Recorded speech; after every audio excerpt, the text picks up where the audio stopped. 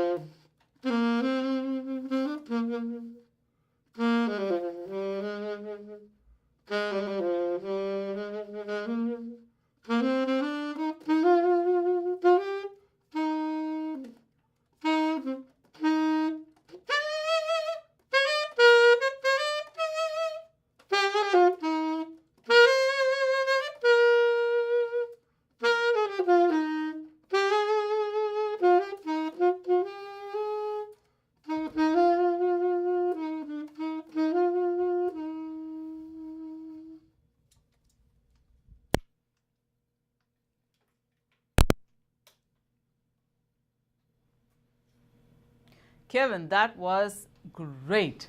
It was such a pleasure, and I'm really excited because I think this is the first time in this particular format on KMVT that we've been able to play music live on air. That was exciting and that was wonderful. Thank you so much. And thank you, Jim, for making that possible. Jim is our cameraman. So, Kevin, I think the basic question is why the sax? I think I was kind of drawn to it because it almost sounded like someone singing, you know, and they say that saxophonist is, I guess, the closest thing to the voice. And so I gravitated to it as a little kid, watching some of my peers play, and I really enjoyed it. Did you have music in your family? Yeah, me and my brothers and my sister, we all sang a little bit around the house and at church. And then also, my mom played a little piano, and one of my brothers played drums. So musical family. Yeah. Yeah. And so where did you take up the sax? At school, separately outside of school? Yeah, I started out in school through high school, a little bit of college, but primarily a lot of my learning was actually in church. Oh, okay. And just listening to different people sing and kind of mimicking what they were doing as well. And where did you have a particular professor or teacher of the saxophone that you remember and you want to acknowledge? My first instructor was Mr. North. I remember him because he was the director for elementary, junior high, and high school. Okay. And he would Where was this? I grew up in Portland, Oregon. Okay. And I remember Mr. North being really hard on making sure you knew what you were doing. So this is school band? Yeah, school band. Okay. Well, that must have been very interesting. And did you pursue music as a major in college, or did you do something else entirely? No, when I kind of just, music was kind of something I always loved to do, but I didn't really pursue it as a major. I did take courses in it, but that wasn't something I thought I would end up doing professionally, although I loved it. You thought you would or you wouldn't? I mean, I knew I would, you know, but it wasn't something that I wanted to go study. You okay. know? I was trying to take the easy route, so. So what did you end up studying? So basically just your basic course. I really only ended up taking like 2 years of school, and then you were sure that this is what you wanted to do? Yeah, and then I ended up moving to the Bay Area in 1986, 87. Why the Bay Area? Most people tend to gravitate to Southern California when they have performing arts ambitions. Yeah, I had met some good friends of mine. One of my really good friends actually was from the Bay Area.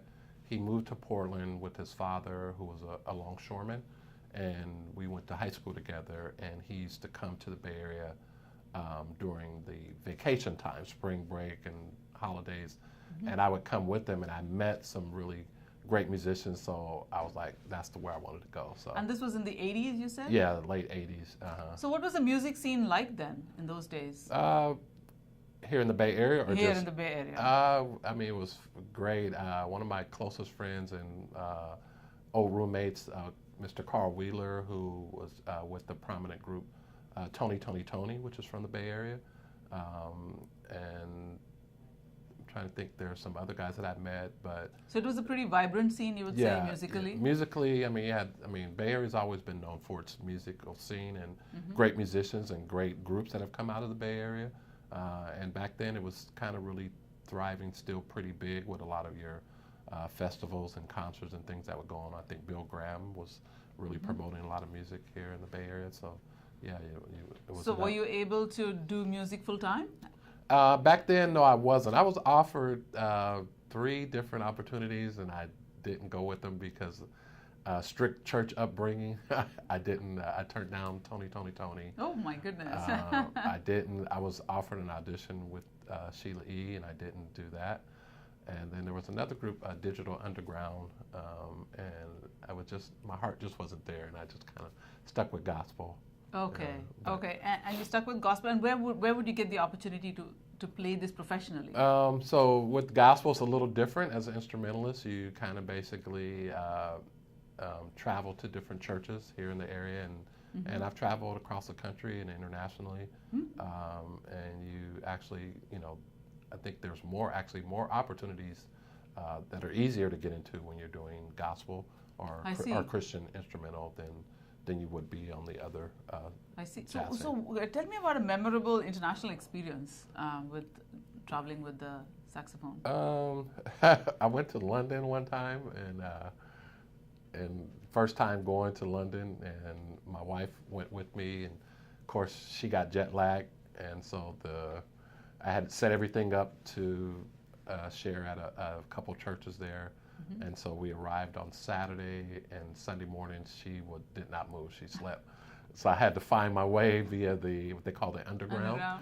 And for some reason, when I got off at the station I was supposed to get off at, there was road construction, so the buses weren't running. And I had no clue where I was. You're carrying your saxophone. And I got my saxophone, and I got my CDs, and I'm like, with that back then, technology with your phone, you weren't able to call and no reach GPS out. Yeah, no GPS. And I got on the bus, and I think I must have passed the church like 5 times, going back and forth. And finally, when I got off, church was over, and then people were coming out, and I was like, and I explained to the pastor, I'm sorry. And he made everybody come back in and listen to me for 15 minutes.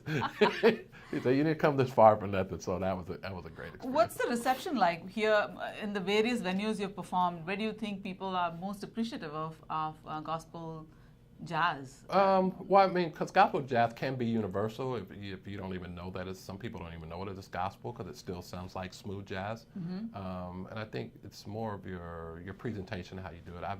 I played at Yoshi's I've done 7 shows at Yoshi's, and I mix it up. Sorry, Yoshi's Jazz Club. It's a renowned club in downtown Oakland. Okay. And that is primarily jazz and R&B. But when I do my shows, I mix it up. I do smooth jazz with some inspirational or gospel jazz. And does it help to play familiar songs that people know the words to? Always, especially as an instrumental, because people are listening for the words, especially in church. If you do Amazing Grace, they don't want you playing 900 notes. Just play the song so we can hear it. Yeah. So do you feel like that leaves you less room for improvisation? Yes and no, because it depends on the setting. Because you can do if you do a Sunday morning, of course, it's more, you have formal, to be formal. Yeah, but if you're doing a banquet or a luncheon, you can kind of, or if it's like, let's say Young Adult Sunday, they want to get more hyped, if you want to call it that, and they don't mind you improving. Peppy numbers you can dance to, I guess. So you've been in the Bay Area for over 30 years now? Over 30 years. And so how has the music scene changed in those 30 years? It's so much has changed with the internet and technology. How has music changed? How has the audience for music changed? I think music is still evolving. It is the venues that are available and the concerts and festivals are not like they used to be, and it's definitely a struggle for music or musicians as a whole. Just because of everything that's changing, and radio play. That's a big killer of a lot of music. Radio play, but radio would have been there in the 80s too, isn't it? Yeah. How is it different now? Well, radio play in the 80s and 70s, 80s, 90s, it definitely, artists were able to make a lot more money because of rotation. That was probably the premier way of getting your music played. But now radio is kind of, I don't want to say the word, but kind of monopolizes, gets controlled by one main hub, and they control all the main stations. So the format is what they say. You have to play your format. You can't go away. I think back in the 80s, DJs took a risk and played. If they heard an artist they liked, they just played it. Now you have to play what they tell you to play. Definitely, I think we were discussing this earlier, but the internet has led to the democratization of music. Anybody can get their sounds up in public. Yeah. So there's good to it and there's bad to it. The good thing is you can get your stuff out. The bad thing is you're competing with people from around the world. Yeah, around the world. And that must be really challenging as a musician because there's no curating done anymore. Yeah. Right? Well, I think what it does there, it hurts some musicians, and then I think it really helps some musicians like myself. You have to look at what's going on, and then you have to figure out a way, how can you re-evolve and make yourself different and separate from what everybody else is doing. So that I think has helped me to push myself a little bit further. And have a unique sound. That's key. Try not to sound like everybody else. Exactly. I mean, you have to stand out. And something that earlier perhaps the depth and quality could be judged by somebody who had a musical sense, but now is being judged in the court of public opinion. And I think that's challenging to all performing artists in some ways, isn't it? Because you have to, I hate to say this, almost appeal to the lowest common denominator. The biggest number of people. So do you feel like you've had to make some compromises in the way you play music or approach your music? I wouldn't say compromise for me. I think if you look at it, we all can make the same dish and feed it to the same person, and their taste buds are going to gravitate to one or the other. So a lot of times I don't look at it as trying to be competitive with someone else. I just know out of 1,000 people, you'll stand out. 400 are going to like me, or 100 is going to like me, 100 is going to like that person. Not that we're even better or not as good as the other, but it's just what they're. I think that's the human touch in it. That because we don't exactly play like the next person. It's not a robot or a machine. Definitely. But do you feel like the audience for jazz is still as big as it used to be? Oh no, it's not. It's way, especially here on the West Coast, it's not what it used to be. It's. Where are the thriving hotspots for jazz at this time? New Orleans or things? I would say New Orleans. When I go to Texas, I mean, they love jazz. They love saxophone. New York, Atlanta, and the South and Midwest, because they're still big on the marching bands and it's still, music is still thriving in schools. I think here we've lost that with a lot of schools discontinuing music programs. Isn't that a shame? I think there is some rethinking on that's happening, and people are reconsidering and realizing that you can't take it away from education, because art and music education is so vital to the mental and emotional health of students. Right? It used to be almost a cliche that misfits used to go sort of gravitate to these places because there they could express themselves without judgment. You didn't have to be like everybody else. You didn't have to wear the same clothes or share the same interests. So I hope that makes a comeback, because that would be. So if that means that the jazz scene in the Bay Area has declined over the years, does that mean you travel a lot? Yeah, I travel. this is kind of the season now where I do a lot of stuff locally because of the holidays. But Right. normally the summertime, as an independent artist, I normally will go to a city or state and I will stay maybe a week or so, invest Okay. in that and kind of network and play in the different areas. Because when you hit like Texas or Atlanta or New York, you can be in different states and cities like within 30 minutes to an hour. Oh, so you Yeah. just pick a hub and then you keep gravitating Yeah. to these other little Yeah. smaller population centers. Yeah, yeah. And so tell me, which one has surprised you by being really welcoming? I would say again Texas. Texas? Yeah, I like Texas. Yeah, That's good to hear. they're very good to me. And I think this would be a very, a lot of interest to aspiring musicians. How do you use social media to further your art? Has it been a boon? Has it been a curse? How have you, because you've seen it, right, over the course of the last 30 years, Yeah. you've seen a really revolution in terms of how people have access to music. Yeah.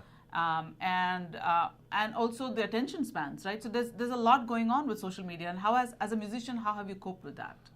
As a musician, social media has been a big help, because people can actually put a face and a voice to what they're hearing versus just hearing you on the radio, and you can kind of get one-on-one or with your audience or with your fans or whatever, and you can build a fan base. But it's learning how to work the social media. But it has definitely helped me.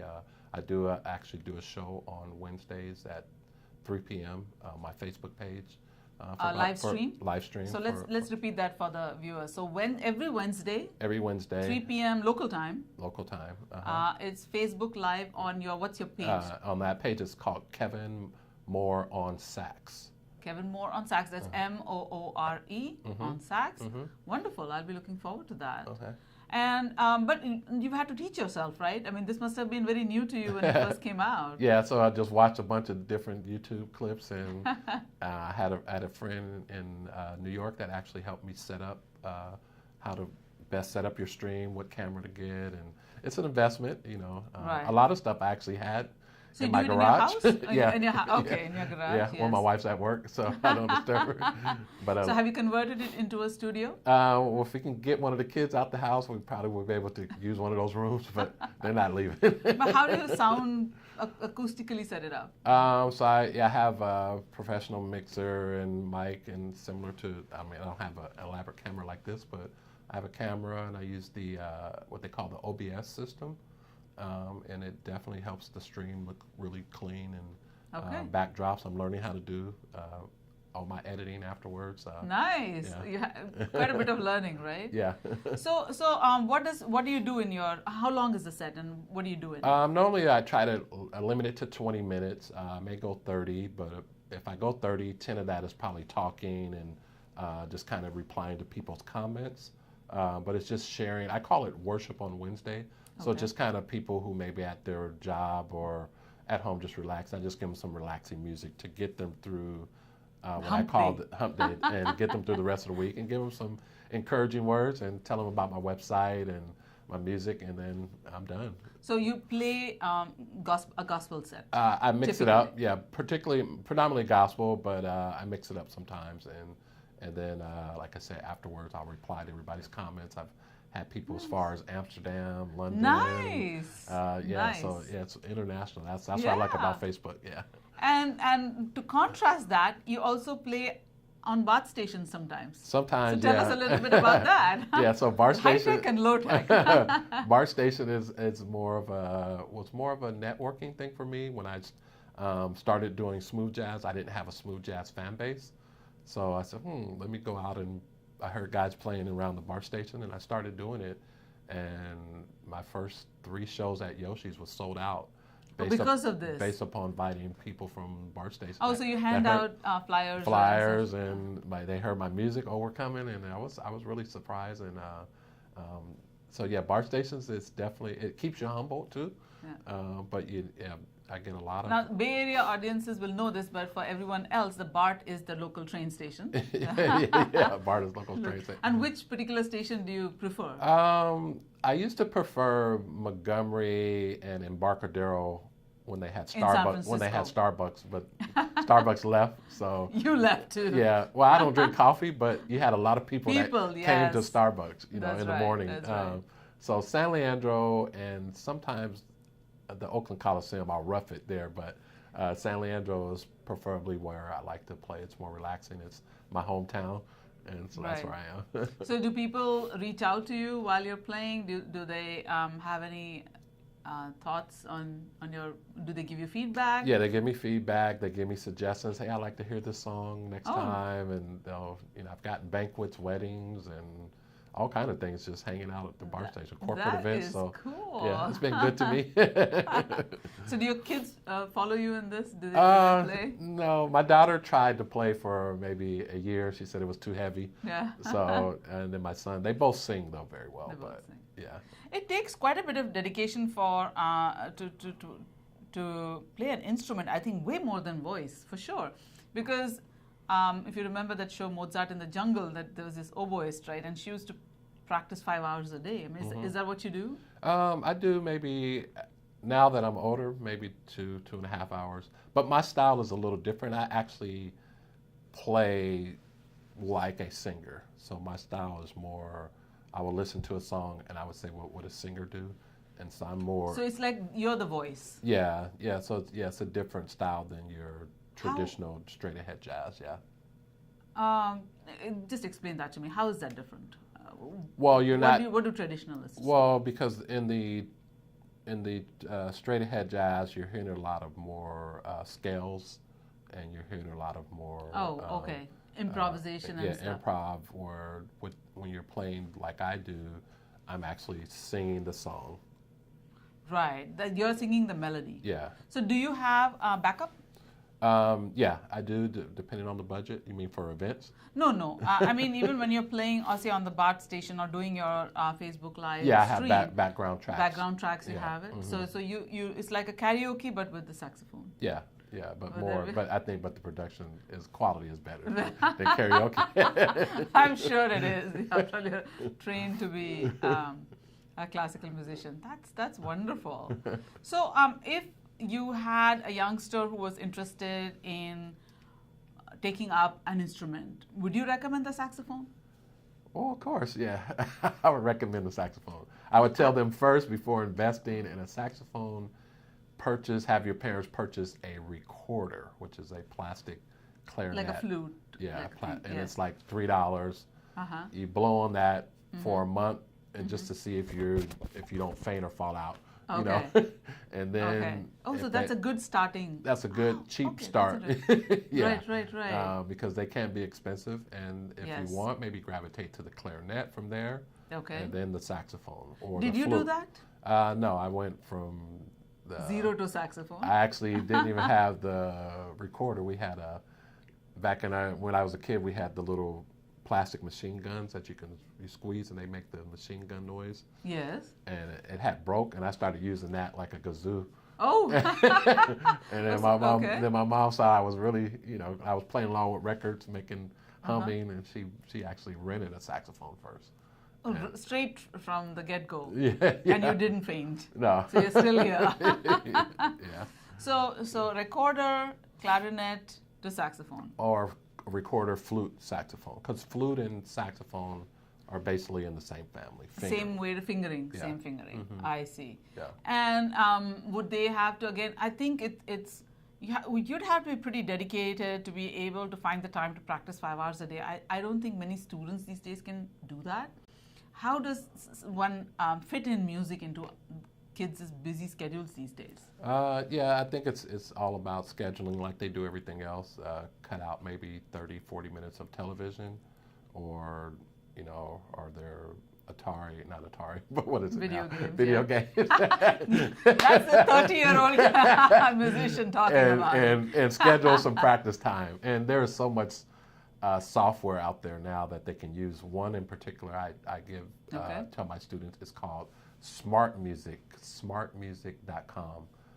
It was created by Wynton Marsalis and a couple other people.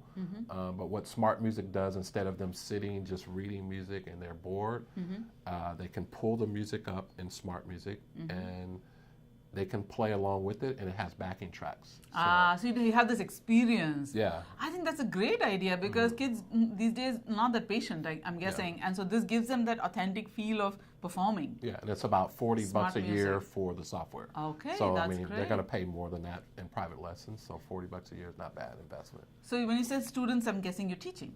I have a couple at the church I attend that I teach on Thursdays, and they're mainly ear training for them, and some reading. But most of the time in church, you're not reading music. You're just playing by ear. Yeah. And for saxophone, that's okay. Yeah, it's okay. Oh, that's great, because I think that's a hurdle that many children are daunted by. Yeah. Not being able to sight read. Yeah, but you should read, because that's where the money is, and for studio work and other things. I see. And I think we were discussing earlier, playing if you're playing for a symphony or orchestra, I mean, it's required, So as a musician, it's a crass question, but what are your various sources of income? Well, for the last 12 years, it's just been music and me traveling. No, in music. You are compensated when you do travel to various places. You negotiate your rates or whatever, and then also I have 3 CDs. Okay, it's a good time to produce. maybe we can. And you can go to my website, which is ihearjoy.com. And here so are we have the 3. 3 CDs. So the one is called Love in the Key of E Flat. That's my smooth jazz. Smooth jazz. The Prayer Closet, I'm guessing, is the gospel And jazz. then Every Breath We Take is a live gospel CD as well. Is a live gospel CD as well. Yes, and let's, of course, as we are winding down, repeat your website. ihearjoy.com. That's easy to remember. Yeah. That's a lovely name. ihearjoy.com. Viewers, that's Kevin's website. If you stumble on San Leandro Bath Station at some point in time, you could see him there. So thank you so much for being here. It was such a pleasure. I appreciate it. Thank you.